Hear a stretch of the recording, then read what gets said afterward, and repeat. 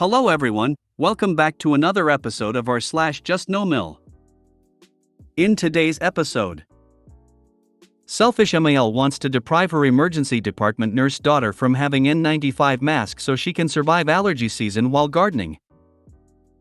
MIL annoyed I wrote a detailed routine for our kids when husband and I go on vacation lol.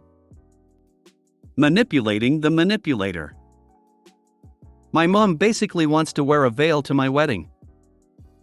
Cape Fear in the case of me, we and ours. Before we get started, make sure to subscribe so you will never miss a video. So let's get started. Selfish MIL wants to deprive her emergency department nurse daughter from having N95 mask so she can survive allergy season while gardening. MILW, a long history of acting selfishly, may have taken the cake this one. My wife is an ED nurse practitioner at a hospital that is hard hit COVID-19 cases. Her brother found a pack of 20 N95 masks online as her hospital is fluctuating between having some and not. He lives in another town and we live in the same town as in-laws. He also bought some standard doctor's office mask for his mom because she has bad allergies and some other pantry medical supplies for his father and had them all shipped to his parents because the shipping to split them up would have added a good bit more. Selfish MIL took half the N95 mask and replaced them the 3-ply doctor's office mask, dept not rated to protect against coronavirus, because she said after using the flimsy blue mask for a day and using an N95 mask, the N95 was far superior in stopping allergens when I was in my garden. Not only did she take half the mask, she waited 2 days to give any mask she did while she was testing what worked better for her. My wife worked both of those days and didn't have an N95 mask one of them. I went over to her house and took the mask, including the one she already wore, back. She's threatening to call the police for theft even though her son is saying he'll swear out an affidavit stating all 20 masks were intended to go to his sister. It's getting that serious. She's blown up my social media talking about how I'm stealing from a little old lady, she's 58, by the way, and how PPL shouldn't trust me because I'm a thief. This is a whole new level of selfish for her, and she's done some real selfish stuff. It's easy to handle now because of social isolation, which she attempted to violate to see her grandchildren until we started ignoring her knocking at our door, but has lately taken the hint and kept her distance, but afterwards we're seriously considering a total separation from them, grandchildren and all. No barbecues, family gatherings, nothing. The fact that she cares more about her allergies being held in check while she gardens over her daughter's health in a pandemic is scary to me. Do you guys believe this is too far? Not enough? Just right? I think that considering the facts that she stole from her daughter. She stole potentially life-saving equipment from her daughter who is heroically risking her life to help during a global pandemic. She lied publicly about stealing from her heroic daughter and endangering her life. There is no way to actually justify promoting a relationship between your innocent children and this genuinely horrible person. In my opinion, promoting a relationship between your families would be terrible leadership.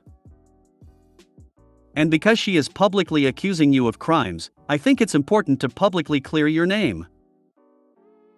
In the last few days, my mother-in-law, name, has publicly lied about me on my social media. I reserve for myself to publicly set the record straight with the facts, and defend my good name. On this date, my BIL shipped a pack of 2 N95 masks to his sister, my wife, because she's a nurse and is risking her life every day to help other people. There's not enough PPE to go around, and she's already served 2 days without protection. We couldn't be more proud of her. The masks were shipped, with a few other things, to my MIL's residence. It was made explicitly clear that the N95 masks were to save my wife's life. Her own mother stole half the N95s her brother gifted my wife because, as she claimed, they did a better job helping her with her allergies while she gardened. On this date, I went to their house and picked up the masks myself. At that point, she threatened to call the police and report me for the theft of her stolen goods, and is now blowing up my social media, publicly accusing me of being a thief.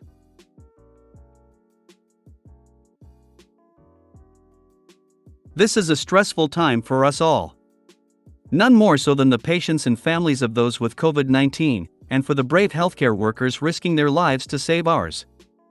I can't pretend to understand why my wife's mother would steal life-saving equipment from her. All I know is that this is not the time for gossip and lies. It's a time for truth, clarity, generosity, and community spirit. I'm proud of my wife, and I'll never apologize for reclaiming stolen goods to help keep her safe. Just lay it out there. Evil grows in darkness. Sunshine is the best disinfectant. If you stay silent, she will take this as consent. If you speak up, she will never lift her head again. Make a public FB post tagging her with the story.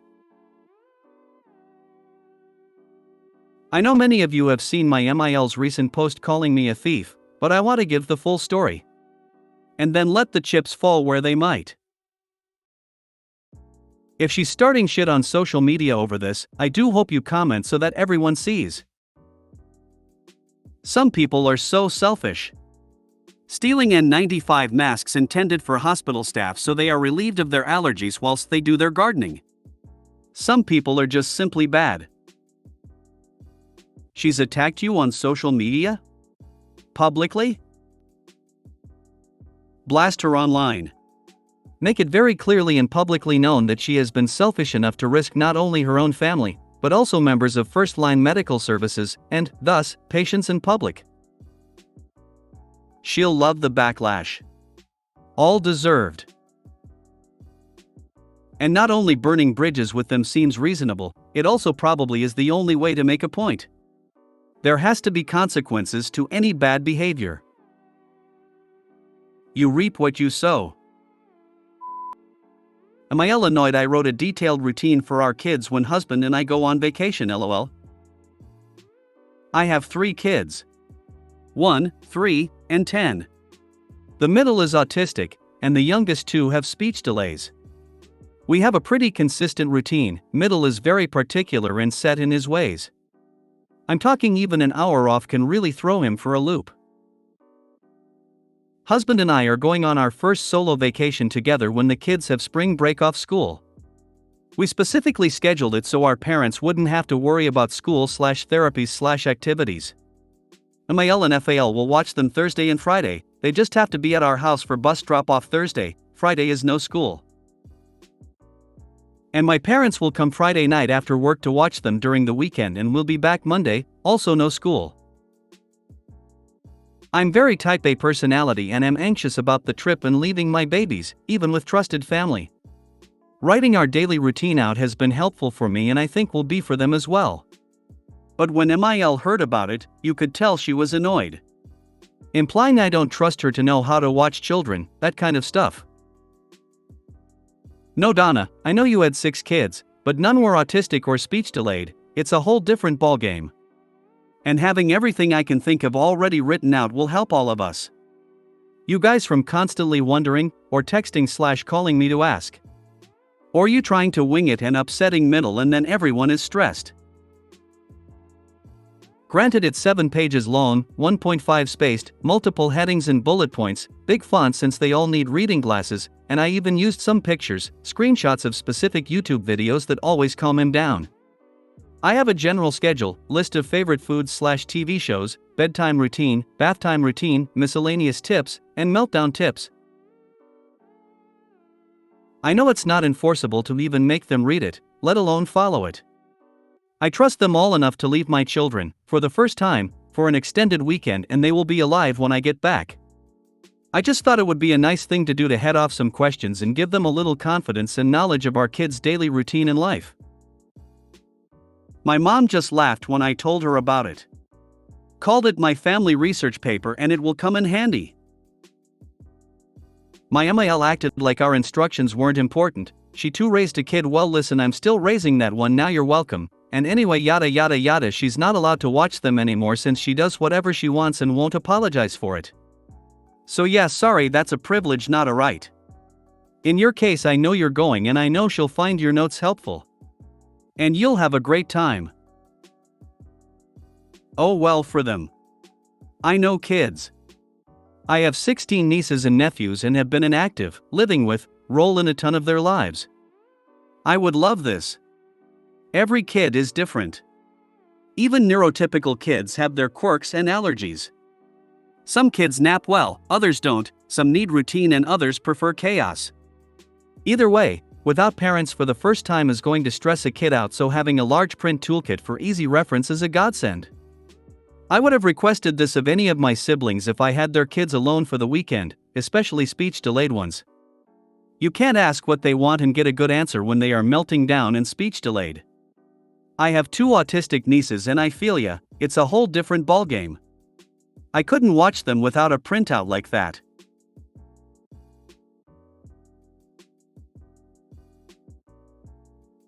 Good on you, she can sod off. You don't have to read it, but when middle child has a meltdown and you can't stop it, the answer is at the top of page 6. And if you get curious of how to avoid the next one, the answer is at the top of page 5. But like I said, you don't have to read it. Just make sure to leave it on the kitchen counter for my parents. Mom seemed interested in giving it a look. Oh, can't have that. That sounds like another instruction, God forbid. Better just email OP's mom her own copy. This sounds so helpful. Especially the calm down videos and meltdown tips. Refer to the list if she calls or texts. Maybe then she will come to see how useful your research paper really is. I hope you have a relaxing trip. I literally left a whole page for my dog. You're fine. It's better to have it. Make sure you include therapist phone numbers, pediatrician, etc. Manipulating the manipulator. For context, my justNoMIL lives on the other side of the country and I usually only see her once or twice a year, on purpose the last 5+ years my life. My mom has been strange about wanting me to have kids.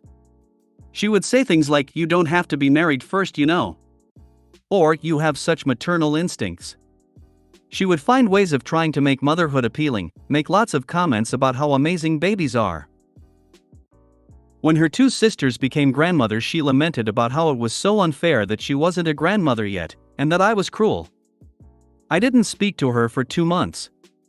I would later find out that she cried to my aunt on the phone about how awful it was, because she wants a grandbaby. I have been very open about not wanting children yet, that I'm on BC and that she needed to stop bringing it up. Which she got all uppity and replied, "I have never put any pressure on you." Recently my best friend had a baby, and I'll give an offhand comment about how she's going when my mom asks, and every single bloody time well, she should do this or she should do that, or everyone goes through that. Sometimes she even gives me anecdotes. I've told her to stop telling me what my best friend would do, because I'm not going to pass on the information and nor do I need to be given it in the first place.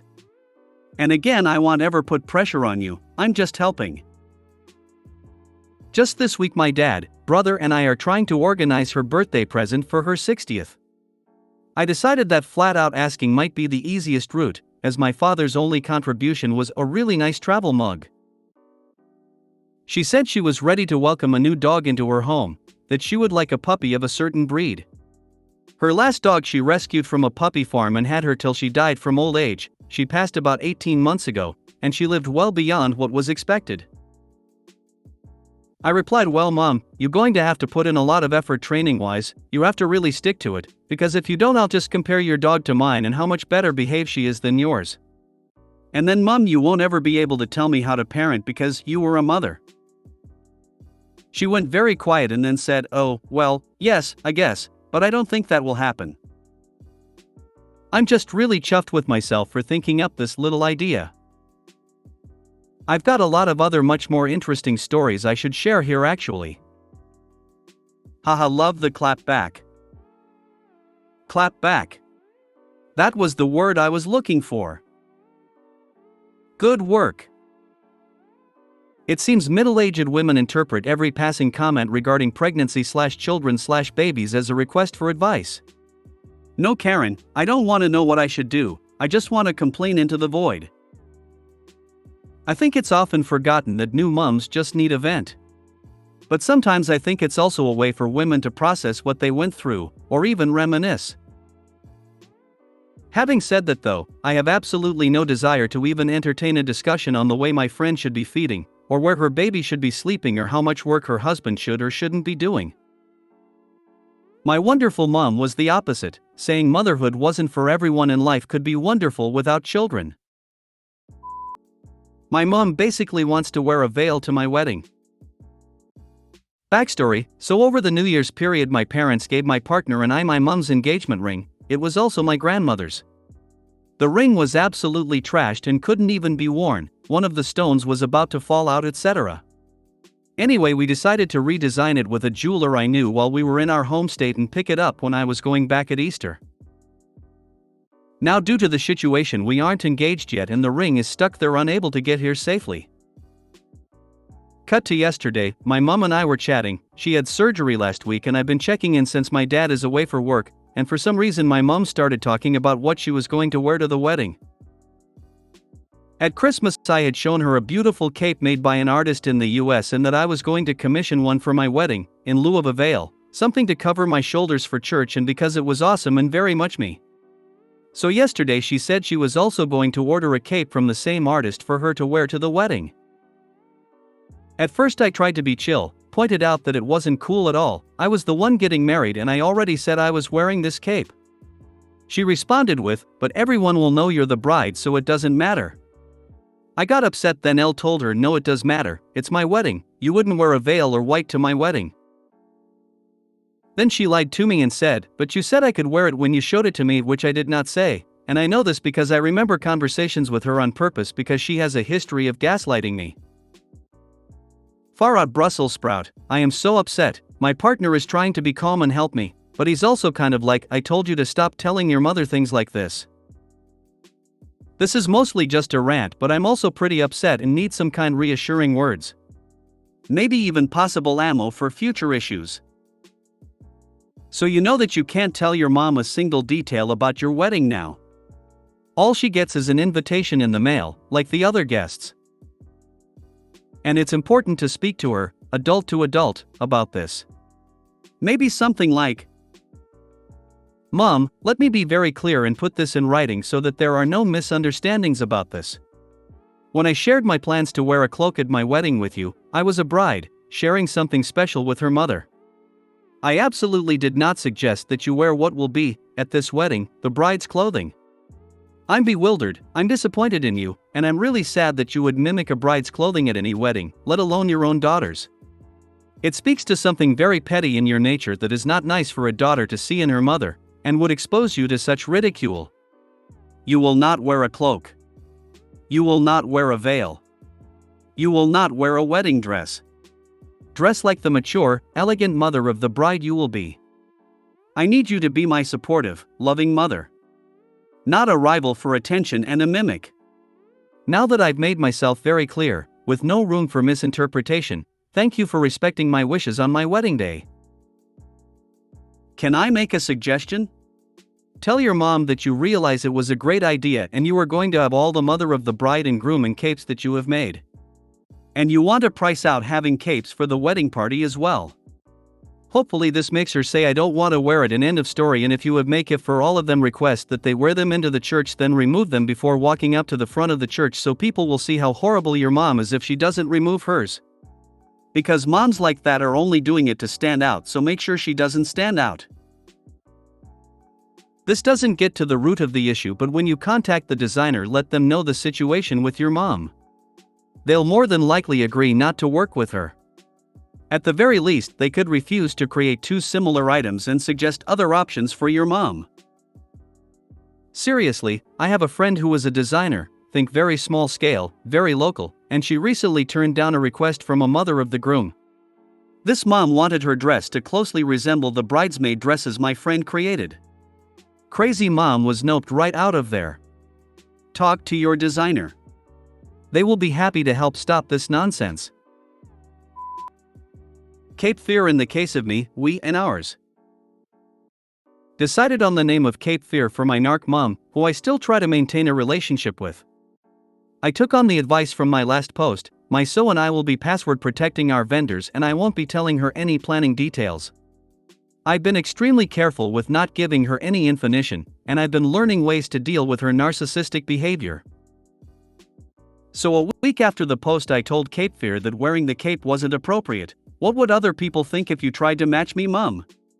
And besides, why wouldn't you want your own style outfit? I'd told her it was disappointing she even thought it was okay and that I would not tolerate any more bullshit. Of course her response was, "Oh no darling, I would never do anything like that, it's your day." Sure thing Maleficent, whatever you say. Cut to 2 weeks later.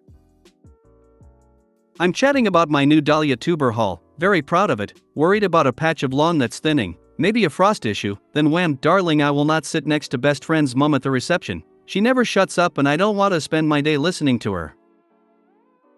I'm extremely close with best friend's mom. She does love to talk, but she is very dear to me. Me, oh well, I haven't given thought to the seating arrangements yet, and besides you'll probably be with dad and your sisters. Cape Fear, suddenly Kurt, I can speak to my sisters any old day. No, we will put me next to FMIL. I like her, I make her laugh. To myself, me, we. Me, mum, what is this we you speak of? CF, well we will plan the seating to get here. I swear to Vegemite my stomach did a somersault. Me, mum, are you a monarch? No. There is no we. There is so and myself who are the we in this wedding, you or will be a guest. CF, but darling, I'm your mother, I'm supposed to help with the planning. Me, I'm going to say this once, you get what you get and you don't get upset. Silence.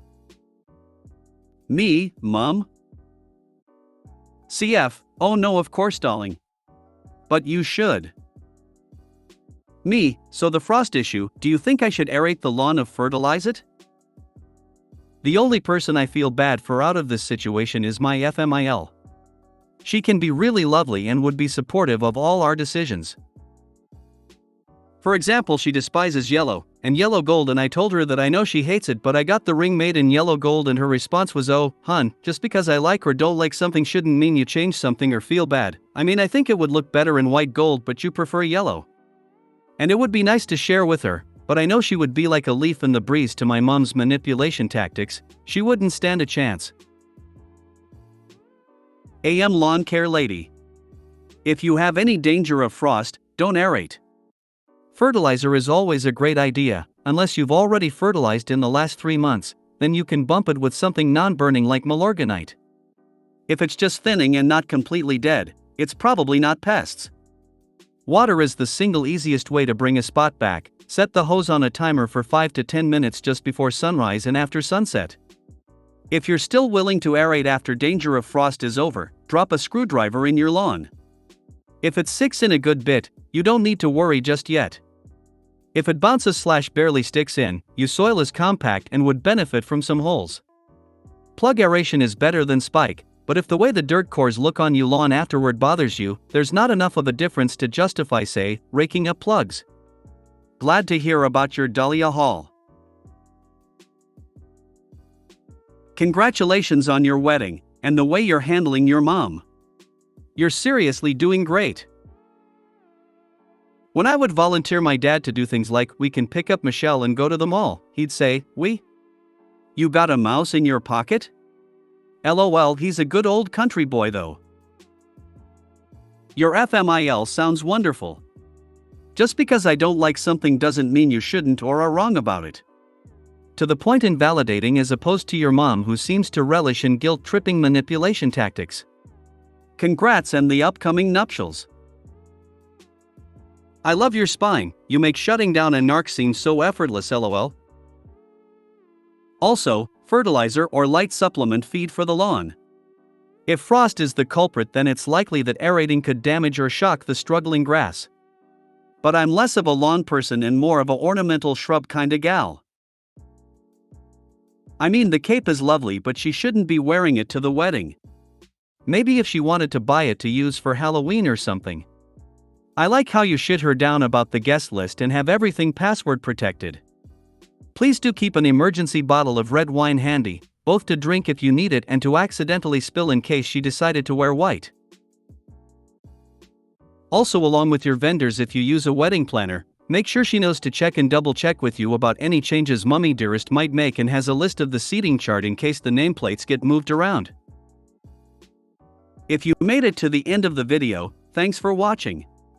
Don't forget to like, subscribe and share, and we will see you in the next video.